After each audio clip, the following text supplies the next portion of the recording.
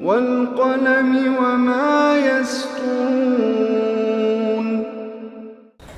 नाज़रीन अस्सलामु अलैकुम वरहमतुल्लाहि वबरकातुहू। सीधी बात की ताज़ा तरीन खबरों में आपका इस्तकबाल है।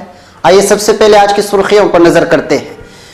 दिल्ली दाइश मामले की रोज ब रोज समाअत के लिए दिफाई वकील ने अर्जदाश्त दाखिल की। मरकज का रियासतों को हुक्म गैर कानूनी तौर पर रह रहे रोहिंग्या पनाह गुज़ीरों की नए सिरे से पहचान करें। नांदेड़ में मुल्क के मौजूदा हालात और हमारी जिम्मेदारियां के उन्वान पर इजलास का इनेकाद। यूपीए के मुकाबले मोदी राज में एमएसपी की शरह में बहुत कम इजाफा। शिवसेना की बीजेपी को वार्निंग, राम मंदिर बना दो वरना राम नाम सत्य। मायावती ने कहा है कि गुजरात हुकूमत हमला करने वालों पर सख्त से सख्त कार्रवाई करे। गूगल प्लस होगा बंद, लाखों सारिफिन के डेटा चोरी होने के बाद गूगल का ऐलान। तलाक सरासा पर सियासत न करे, मरकजी हुकूमत पर्सनल लॉ बोर्ड की शोबा खवातीन की वार्निंग। मायावती की नाराजगी के बाद राहुल गांधी अब मध्य प्रदेश में खेलेंगे मास्टर स्ट्रोक। गुजरात से 20,000 लोगों की मुंतकिली का दावा, वज़ीर आला ने अमन अमान बनाए रखने की अपील की। त्रिपुरा में एनआरसी का मुतालबा करने वाले अर्जी पर अदालत उज़्मा ने मरकजी हुकूमत से मांगा जवाब। छत्तीसगढ़ भुलाई स्टील प्लांट में लाश, 9 की मौत, 14 जख्मी। श्रीलंका शिकारी खुद हाथियों का शिकार बन गए, 19 अफराद हलाक। यूक्रेन असलहे के गोदाम में धमाका, हजारों अफराद बेदखल। अमेरिका एक बार फिर समुद्री तूफान की जद। फिलिस्तीनी रुबा सदी से तारीख सिहूनी जिंदानों में कैद हैं, आए 28 कैदी। गजा पर इस्राइली नाकाबंदी के 22 बच्चों की अमवात में खतरनाक इजाफा। शाम और इराक में फौजी कार्रवाई से मुतालिक तुर्क हुकूमत के इख्तियारात की मुद्दत में तोसी। तालिबान ने हमले तेज कर दिए, इंतखाबात के बायकाट पर जोर। मुझे वाज़ेह, दो टोक और दुरुस्त सियासत पसंद है, सदर रजब तैयब एर्दोगान का बयान। नाज़रीन अस्सलामु अलैकुम वरहमतुल्लाहि वबरकातुहू। सीधी बात की ताज़ा तरीन खबरों में आपका इस्तकबाल है। मैं अंसार अजीज नदवी आज की खबरों की तफसीलात लेकर आपकी खिदमत में हाजिर हूँ। तफसीलात में जाने से पहले आपको इत्तला कर दूं कि इस हफ्ते की ताज़ा तरीन वीकली सीधी बात शाये हो चुकी है और ये हसास मौजू पर है, जिसमें हमारी मुस्लिम बहनें गैरों के साथ भागने की जो वाक़यात पेश आ रहे हैं उसके पस मंज़र में बयां की गई हैं। इसको आप ख़ुद भी देखें और दूसरों तक भी फैलाने की कोशिश करें। चलिए अब देखते हैं कि आज की खबरों की तफसीलात क्या है। पहली खबर मुंबई से है। मुल्क की राजधानी दिल्ली और दीगर रियासतों से दहशतगर्दी के इल्ज़ामात और ममनू दहशतगर्द तंजीम दाइश से रवाबित रखने के मामले में गिरफ्तार किए गए मुलजिमीन के मुकदमे की तेज समाअत किए जाने के ताल्लुक से आज मुलजिमीन को कानूनी इमदाद फराहम करने वाली तंजीम जमीयत उलमाए महाराष्ट्र कानूनी इमदाद कमेटी के वकील एम.एस. खान ने दिल्ली की खुसूसी NIA अदालत में अर्जदाश्त दाखिल की है, जिस पर खुसूसी जज ने NIA को नोटिस जारी किया है और 3 दिसंबर तक अदालत में तहरीरी जवाब दाखिल करने की हिदायत जारी की है। ये इत्तला आज यहाँ मुंबई में जमीयत उलमा कानूनी इमदाद कमेटी के सरबराह गुलजार आजमी ने दी है। गुलजार आजमी ने बताया, एडवोकेट एम.एस. खान ने अर्जदाश्त दाखिल करते हुए खुसूसी जज पूनम बम्बाई को बताया कि NIA कानून की दफ़ा 19 के तहत NIA के जरिए तफ्तीश करदा मुकदमात की समाअत रोज़ बरोज़ होना चाहिए, लेकिन इस मामले में 3 साल का अरसा गुजर जाने के बावजूद अभी तक 16 मुलजिमीन पर फर्द जुर्म यानी चार्ज फ्रेम नहीं किया गया है। Advocate MS. खान ने अदालत को बताया कि स्पीडी ट्रायल मुलजिमीन का हक है, जिससे उन्हें महरूम रखा जा रहा है। एक जानिब उन्हें जमानत भी नहीं दी जा रही, दूसरी जानिब उनके मुकदमे की समाअत निहायत सुस्ती से जा रही है, जिससे मुलजिमीन और उनके अहल खाना दिलबर्दाश्ता हो चुके हैं। अब खबर नई दिल्ली से। म्यांमार हुकूमत की दरख्वास्त पर हुकूमत हिंद ने गैर कानूनी तौर पर रह रहे रोहिंग्या पनाह गुज़ीरों की पहचान की तस्दीक के लिए अब तमाम रियासत की हुकूमतों से पनाह गुज़ीरों की असल ज़बान की बुनियाद पर नए सिरे से आदाद शुमार जुटाने को कहा है। इससे पहले अक्टूबर 2017 की सिर्फ अंग्रेजी ज़बान वाले सैंपल की बुनियाद पर गैर कानूनी पनाह गुज़ीरों की पहचान की गई थी।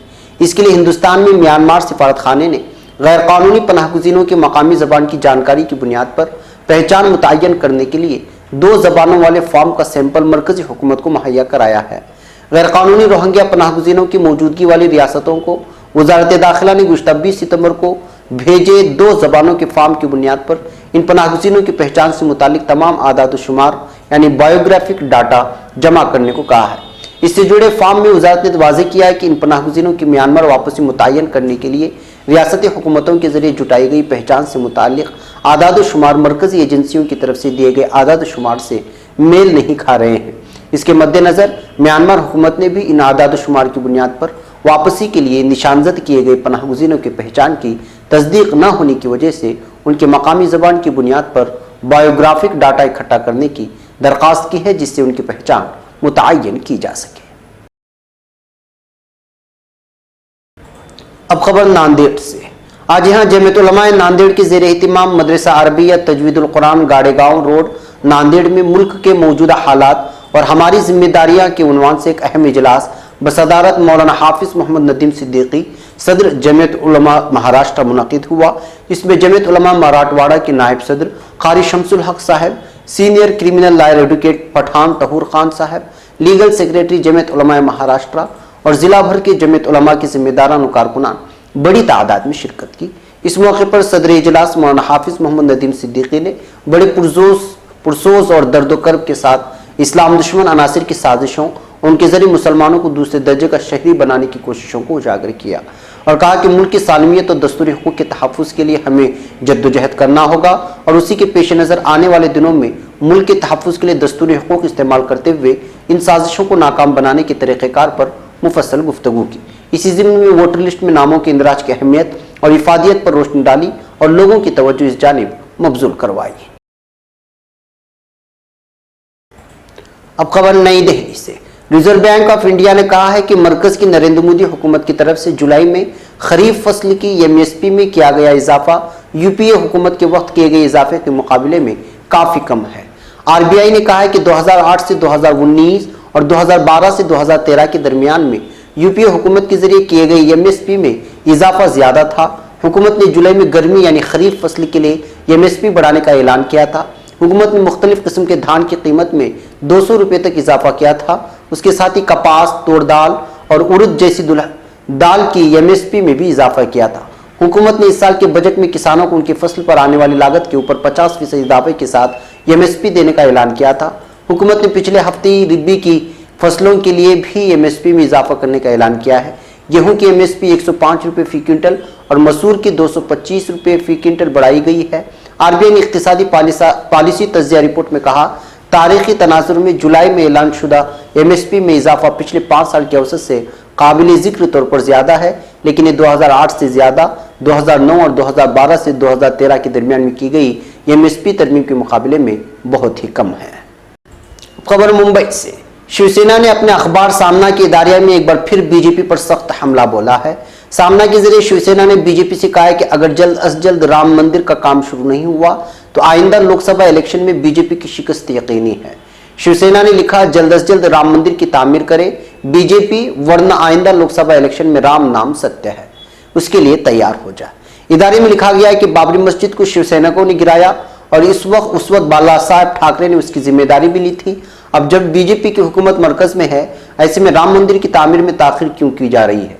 उद्धव ठाकरे की क़यादत वाली शिवसेना ने कहा कि राम मंदिर की तामीर जल्द अज जल्द कराई जानी चाहिए और आने वाले लोकसभा इलेक्शन में आवाम बीजेपी को इख्तिदार से बेदखल कर देगी। सामना में कहा गया कि बीजेपी ने इख्तिदार में आने से कबल राम मंदिर बनाने का वादा किया था, लेकिन अब वो इस वादे को भूल गए हैं। लोकसभा इलेक्शन आने वाले हैं और मरकज में बैठी बीजेपी की हुकूमत को राम मंदिर की तामीर शुरू करानी चाहिए।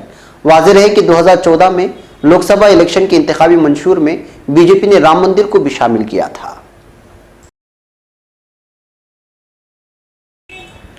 अब खबर गुजरात से।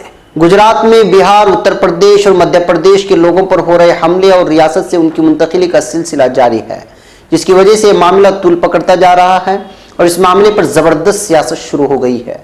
मौसूला इत्तलात के मुताबिक अब तक 20,000 से ज्यादा लोग रियासत छोड़कर वापस जा चुके हैं। अब इस मामले पर बहुजन समाज पार्टी यानी बीएसपी सरबराह मायावती ने बीजेपी की हुकूमत पर तनकीद की है। उन्होंने गुजरात हुकूमत से मुतालबा किया है कि रियासती हुकूमत हमला करने वालों पर सख्त से सख्त कार्रवाई करे। मायावती ने कहा है कि यह मायूस कुन है कि जिन लोगों ने वज़ीर-ए-आज़म मोदी को वोट दिया और वाराणसी से जीत दिलाई, उन्हीं ही गुजरात में निशाना बनाया जा रहा है। रियासत की बीजेपी हुकूमत को सख्त से सख्त इकदाम करने चाहिए और हमले के लिए जिम्मेदार लोगों के खिलाफ कार्रवाई करनी चाहिए। राहुल गांधी ने भी गुजरात हुकूमत की तनकीद की है। रियासत में तशद्दुद के वाक़यात में इजाफा होने पर उन्होंने तनकीद करते हुए कहा कि बीजेपी हुकूमत के नाकाम होने की बात कही है। इस पर वज़ीर आला विजय रूपाणी ने पलटवार करते हुए कांग्रेस को इन वाक़यात के लिए जिम्मेदार ठहराया है। कांग्रेस सदस्य राहुल गांधी ने पीर को ट्वीट करते हुए इन हादिसात को गलत बताया। उन्होंने कहा कि गरीबी से बड़ी कोई दहशत नहीं है गुजरात में होने वाले तशद्दुद की जड़ वहां के बंद पड़े कारखाने और बेरोजगारी है। निजाम और माईशत दोनों की सूरत हाल खस्ता हाल है। दूसरी रियासतों के लोगों को इसका निशाना बनाना पूरी तरह गलत है। मैं पूरी तरह से इसके खिलाफ खड़ा रहूंगा। गुजरात के याद रहना चाहिए कि गुजरात के साबरकांठा जिले के हिम्मतनगर में 28 सितंबर को 14 माह की एक बच्ची के साथ आबरूरेजी का मामला सामने आया था। पुलिस ने फौरन कार्रवाई करते हुए असमदरी के मुलजिम बिहार के रहने वाले रविंद्र साहू नामी शख्स को गिरफ्तार भी कर लिया था। इस हादसे के बाद मकामी लोगों में शिमाली हिंदुस्तानियों के तय नाराजगी भड़क उठी थी। उन्होंने खासतौर पर बिहार और उत्तर प्रदेश से वहां काम करने गए लोगों को अपना निशाना बनाना शुरू कर दिया। मकामी लोगों ने धमकी देने लगे, जिसके बाद बिहार, यूपी और मध्य प्रदेश के लोग वहां से भागने को मजबूर हो गए और मीडिया की खबरों के मुताबिक अब तक 20,000 से ज्यादा लोग गुजरात से मुंतकिल हो चुके हैं। अब खबर गूगल के ताल्लुक से। गूगल ने अपने social media network Google plus को बंद करने का फैसला किया है। यह फैसला तकरीबन 5 लाख सार्फिन की डेटा चोरी हो जाने के शिकवे के तहत लिया गया है। काबिल जिक्र है कि सिस्टम में 2 साल से मौजूद था और बाहरी डेवलपर्स के सबब आया। गूगल ने कहा कि सोशल नेटवर्किंग साइट को बंद करने से पहले उसने बिग को ठीक कर लिया था। अमेरिका की बड़ी इंटरनेट कंपनी ने कहा कि सार्फिन के लिए गूगल प्लस बंद हो गया है। इस सोशल नेटवर्किंग साइट फेसबुक को चैलेंज देने में नाकाम रहा था। गूगल के एक तर्जुमान ने गूगल प्लस को बंद करने की अहम वजह बताते हुए कहा कि गूगल प्लस को बनाने से लेकर मैनेजमेंट में काफी परेशानियां थी, जिसे लोगों की उम्मीदों के मुताबिक तैयार किया गया था, लेकिन उसका इस्तेमाल कम किया जाता था और यही उसके बंद होने की असल वजह है। अब खबर बेंगलुरु में all India Muslim personal law board के शोबे खवातीन के अरकान ने बेंगलुरु के आदम हेरिटेज हाउस में हुई प्रेस कॉन्फ्रेंस में कहा है कि मरकजी हुकूमत तलाक़ सलासा की आड़ में खवातीन के ढेर सारे मसाइल पर पर्दा डाल रही है। शोबे खवातीन के अरकान ने कहा है कि मुस्लिम समाज भी एक नशिस्त में 3 तलाक की तायद नहीं करता, लेकिन उसे बहाना बनाकर शरीयत में मुदाखलत करना दुरुस्त नहीं। All India Muslim personal law board शोबे खवातीन की कोऑर्डिनेटर डॉक्टर आसिफा निसार और बोर्ड के खवातीन अरकान तस्लीम शाहजहां, जुवेरिया और तस्लीम फरजाना ने मुश्तरका प्रेस कॉन्फ्रेंस में तलाक़ सलासा पर ऑर्डिनेंस जारी करने की महज सियासी कदम करार देते हुए कहा कि मरकजी हुकूमत तलाक के मसले पर सियासत कर रही है। लिहाजा हम कहना चाहते हैं कि शरीयत में किसी भी किस्म की मुदाखलत न की जाए, क्योंकि हमें यह हरगिज़ मंजूर नहीं है। अब खबर मध्य प्रदेश में इत्तेहाद को लेकर मायावती की नाराजगी के बाद कांग्रेस सदर राहुल गांधी अब नया मास्टर स्ट्रोक खेलने की तैयारी में है। दरअसल राहुल गांधी के मालवा दौरे पर कांग्रेस सोशल इंजीनियरिंग का फार्मूला अपनाने जा रही है। ये वजह है कि राहुल गांधी जहां एक तरफ परशुराम की जाए पैदाइश जाना पाओ जाएंगे, तो वहीं बाबा साहेब भीमराव अंबेडकर की जाए पैदाइश महू का भी दौरा करेंगे। दरअसल गुज़श्ता 15 साल से अपोजिशन में बैठी कांग्रेस की नजरें बीजेपी के गढ़ मालवा पर मरकूज है। यही वजह है कि कांग्रेस सदर राहुल गांधी के मालवा दौरे के दौरान आला जात और दलितों को अपने हक में लाने की कोशिश पर काम किया जा रहा है। इसके लिए जहां एक तरफ राहुल गांधी को जाना पाओले जाने की जरूरत तैयारी है, वहीं दूसरी तरफ अंबेडकर की जाए पैदाइश जाकर दलितों को अपने हक में लाने की कोशिश करेंगे। राहुल गांधी के दौरे से कबल प्रदेश कांग्रेस के मुआविन इंचार्ज संजय कपूर ने जानापाव और महू पहुंचकर तैयारियों का जायजा लिया। कपूर ने जानापाव में मंदिर की सहूलत देखने वाले आलाजात की कमेटी के साथ बैठकर खाना भी खाया है। अब खबर गुजरात से। गुजरात के साबरकांठा जिले में 14 माह की बच्ची से मुबैना तौर पर आबरूरेजी के बाद वहां गैर गुजरातियों के खिलाफ तशद्दुद का माहौल बन गया है। वाकये के बाद से वहां बिहार, उत्तर प्रदेश और मध्य प्रदेश के लोगों को निशाना बनाया जा रहा है। अब बाहरी लोगों में खौफ इस कदर बैठ गया है कि वो गुजरात छोड़ने पर मजबूर हो रहे हैं। दूसरी जानिब गुजरात के वजीर आला विजय रूपानी ने कहा है कि हालात अब काबू में है। वजीर आला ने रियासत के अवाम से अमन और भाईचारा बनाए रखने की अपील की है। दूसरे उत्तर प्रदेश के वजीर आला योगी आदित्यनाथ और बिहार के वजीर आला नीतीश कुमार ने भी गुजरात के वजीर आला से फोन पर बात की है और मज़कूरा हालात पर तशवीश का इजहार किया है। एक अंदाजे के मुताबिक अब तक तकरीबन 20,000 लोग गुजरात से नकल मकानी कर चुके हैं। एक रिपोर्ट के मुताबिक हमलों के बाद उत्तर प्रदेश, बिहार के 5,000 लोग गुजरात छोड़ चुके हैं। इस रिपोर्ट के सामने आने के बाद इस मामले पर सियासत भी शुरू हो गई है। रिपोर्ट की बुनियाद पर कांग्रेस लीडर संजय निरुपम ने वजीर आजम नरेंद्र मोदी पर तनकीद की है। निरुपम ने कहा है कि बनारस के लोगों ने देखा भी नहीं कि मोदी गुजरात के हैं या महाराष्ट्र के। बनारस के लोगों ने उन्हें गले लगाया और वजीर आजम बना दिया। सोशल मीडिया पर गैर गुजरातियों, खासतौर पर बिहार और उत्तर प्रदेश के लोगों के खिलाफ नफरत आमेज पैगाम फैलाए जाने के बाद उन पर हमले हुए हैं। ऐसे में इलाके में रहने वाले गैर गुजरातियों को मॉब लिंचिंग का खौफ है, लिहाजा जान बचाने के लिए वो गुजरात छोड़ने को मजबूर है।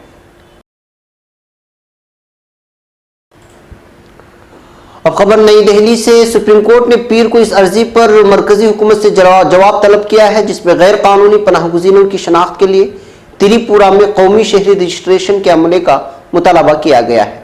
Chief justice Ranjan Gogoi, justice S के कौल और जस्टिस एम के जोसेफ के बेंच ने त्रिपुरा पीपल्स फ्रंट की तरफ से दाखिल की गई अर्जी पर गौर किया।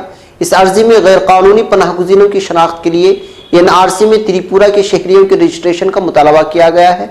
मरकजी हुकूमत ने इसी साल 30 जुलाई को आसाम में एनआरसी का दूसरा मसौदा जारी कर दिया था जिसमें 3.29 करोड़ लोगों में से 2.89 करोड़ लोगों के नाम शामिल किए गए थे और 40 लाख लोगों का नाम शामिल नहीं किया गया था। अब खबर छत्तीसगढ़ से, छत्तीसगढ़ के दुर्ग जिले में वाक़ स्टील प्लांट में मंगल को गैस पाइपलाइन में हुए ब्लास्ट की वजह से 9 लोगों की मौत हो गई है। खबर रसा एजेंसी एएनआई के मुताबिक इस हादसे में 14 लोग संगीन तौर पर जख्मी हो गए हैं जिनको इलाज के लिए मकामी अस्पताल में दाखिल कराया गया है। जिस प्लांट में यह हादसा हुआ वो राजधानी रायपुर से महज 30 किलोमीटर दूर है और इसको steel authority of India limited यानी SAIL चलाती है। इस प्लांट में धमाके के बाद से आग लगी हुई है जिसको देखते हुए फायर ब्रिगेड की आधा दर्जन से ज्यादा गाड़ियों को मौके पर भेजा गया है। मीडिया रिपोर्ट्स के मुताबिक मंगल को भिलाई स्टील प्लांट में एक गैस पाइपलाइन की मरम्मत की जा रही थी। इसी दौरान पाइपलाइन में एक तेज धमाका हुआ जिसकी वजह से मौके पर मौजूद 9 मजदूरों की मौत हो गई जबकि 14 दूसरे संगीन तौर पर जख्मी हो गए। हादसे के बाद सभी लोगों को फौरन सेक्टर 9 अस्पताल में भर्ती कराया गया जहां उनका इलाज कराया जा रहा है। नाज़रीन, अब खबरें आलम भर से और आलम इस्लाम से हैं। पहली खबर श्रीलंका से है। श्रीलंका में इसके आगाज से अब तक गैर कानूनी हाथियों के शिकार के दौरान हमलों में 19 अफराद मारे जा चुके हैं। महकमा बराए तहफ़्फ़ुज़ जंगली हयात के मुताबिक अफराद हाथियों के गैर कानूनी शिकार के दौरान उनके हमलों से हलाक हुए हैं मगर इस अरसे के दौरान 51 हाथी भी शिकारियों के हत्थे चढ़ गए। माहिरीन का कहना है कि बाज़ औक़ात खुराक और पानी की तलाश में आबादियों को रुख करते हैं मगर इसका असल सबब इंसानी बस्तियों का जंगली इलाकों के करीब कायम होना भी है। अब खबर यूक्रेन से। शिमाली यूक्रेन में असलहे के गोदाम में लगने वाली आग और धमाकों के बाद इस इलाके से 10,000 के करीब लोगों को निकाल लिया गया है। यूक्रेनी हुक्काम के मुताबिक वाक़या दारहुकूमत कैफ से 170 किलोमीटर के फासले पर मौजूद शहर इचनिया में पेश आया। हुक्काम का कहना है कि यह आग वजारत दिफा के गोदाम नंबर 6 में मकामी वक्त के मुताबिक आज अलग सुबह 3:30 बजे लगी जिसके बाद धमाके शुरू हुए। ये गोदाम 700 एकड़ जमीन पर फैला हुआ है। वज़ीर आज़म व्लादिमीर पुतिन ग्राउसिमन ने मुतासिरा जाए वक़्वा का जायजा लिया और फौरी इक़दाम की हिदायत की है।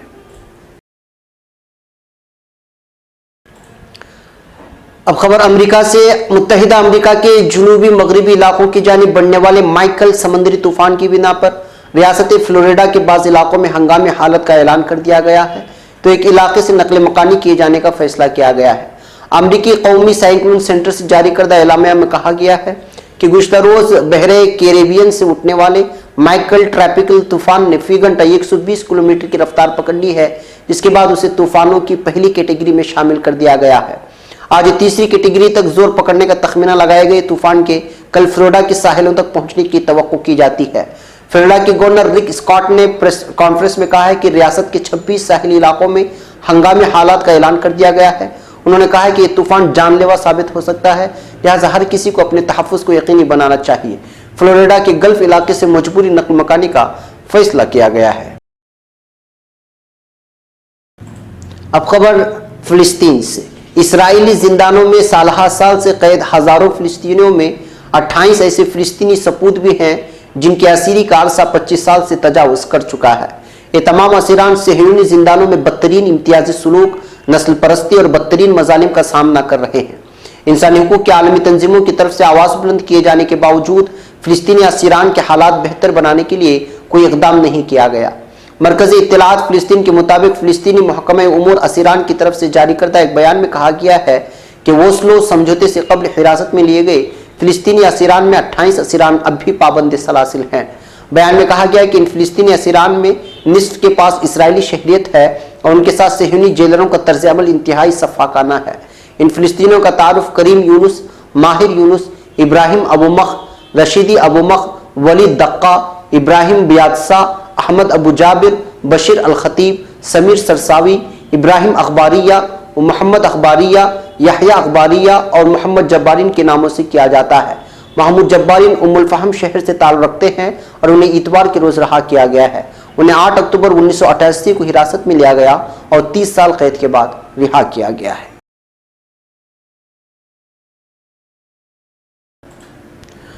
अब खबर गजा पट्टी से। फिलिस्तीन के इलाके गजा की पट्टी पर इसराइल की तरफ से आयद करदा इक़्तिसादी पाबंदियों के बाइस बच्चों की अमवात में होशरुबा इजाफा सामने आया है। मकामी हुकाम का कहना है कि नाकाबंदी के बाइस अस्पतालों में इलाज की सहूलियात महदूद और अद्वियात का फुकदान, जिसके नतीजे में हर माह 5 से 10 बच्चे इलाज की सहूलत न मिलने के बाइस लुक़्मे अजल बन जाते हैं। मरकजी इत्तलात फिलिस्तीन के मुताबिक गजा में अशिफा मेडिकल कॉम्प्लेक्स में शोबे अतफाल के डायरेक्टर डॉक्टर नासिर बुलबुल ने कहा है कि इसराइल की तरफ से आयद करदा पाबंदियों के नतीजे में हर माह 5 से 10 बच्चे मौत के मुंह में चले जाते हैं। मरकजी इत्तलात फिलिस्तीन को दिए गए इंटरव्यू में डॉक्टर बुलबुल ने कहा कि गजा के तमाम अस्पतालों में बच्चों की अद्वियात में कमी आ गई है। बच्चों को न सिर्फ अद्वियात की कमी का सामना है बल्कि बच्चों को मुनासिब तिब्बी सहूलियात का फुकदान भी है।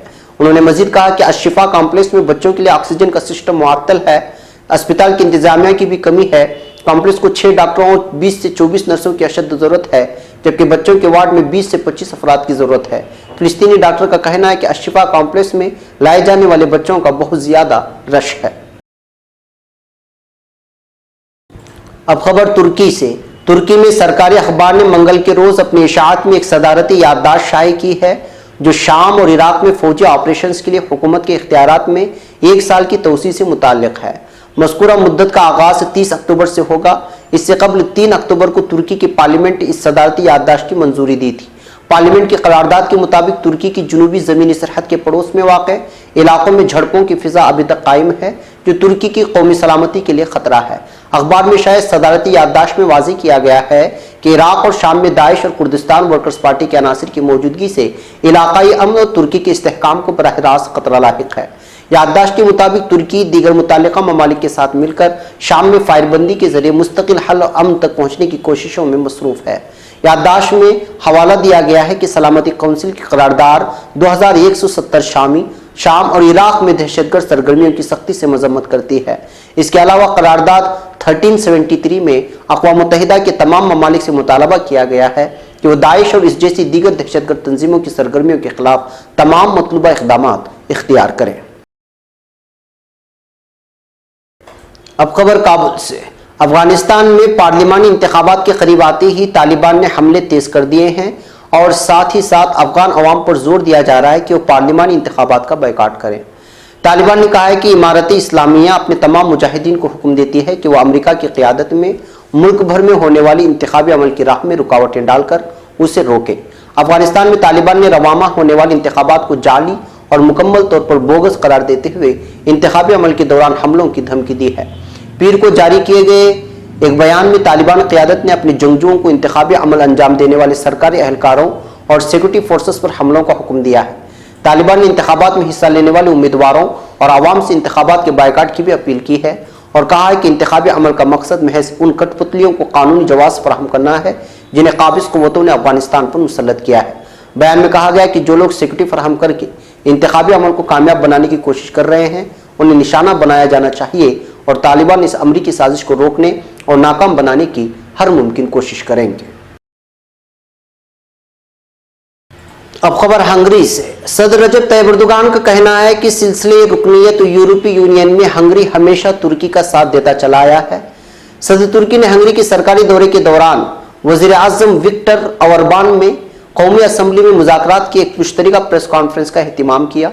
इस दौरान एक अखबारी नुमाइंदे ने दरियाफ्त किया कि तुर्की के सिलसिले रुकनीयत यूरोपीय यूनियन को सुरअत दिलाने के लिए आपकी यूरोपीय यूनियन के रुकने ममालिक से तवक्कात क्या है? क्या आप समझते हैं आइंदा के सिलसिले में मामला ज्यादा वसी पैमाने पर एजेंडे में लाया जाएगा? इन सवालात के जवाब में सदर एर्दोगान ने अवलीन तौर पर इस मामले का जायजा पेश करने पर वजीर आजम विक्टर ओरबान का शुक्रिया अदा करते हुए कहा कि हंगरी ने इस मामले में हमेशा तुर्की का साथ दिया है और हमारे मौक़िफ़ की तायीद की है। इस सिलसिले में उम्मीदवारी की दरख्वास्त दिए जाने वाले बरस 1963 से 2018 तक एक तवील अरसा गुजरने की वजाहत करते हुए जनाब एर्दोगान ने वाज़ेह किया कि 1963 से अब तक तुर्की से आंख मछली की जा रही है। किसी भी रुकन मुल्क से ऐसा जुल्म नहीं किया गया, ना हाँ और ना ही नहीं। इनको दोगली पॉलिसियों को एक तरफ छोड़ते हुए हमें मुखलिसाना जवाब देना होगा, क्योंकि इस तरह ना हमारा वक्त ज़ाय होगा और न उनका। हमें इस मामले में वाज़ेह और आया होना चाहिए। मैं सियासत में हर चीज़ के दो टोक वाज़ेह और दुरुस्त होने को पसंद करता हूँ। इस कदम को भी इसी चीज़ को बालायताक रखते हुए उठाना चाहिए। हम इस मामले में आप अपने सब्र की आखिरी लड़ी तक पहुँच चुके हैं। देखते हैं कि आगे क्या होता है।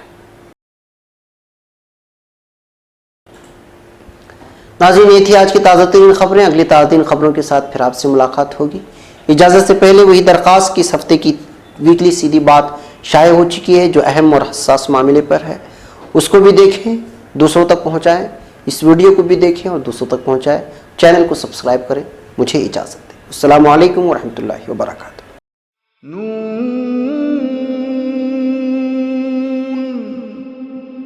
वल क़लम वमा यस्तुरून।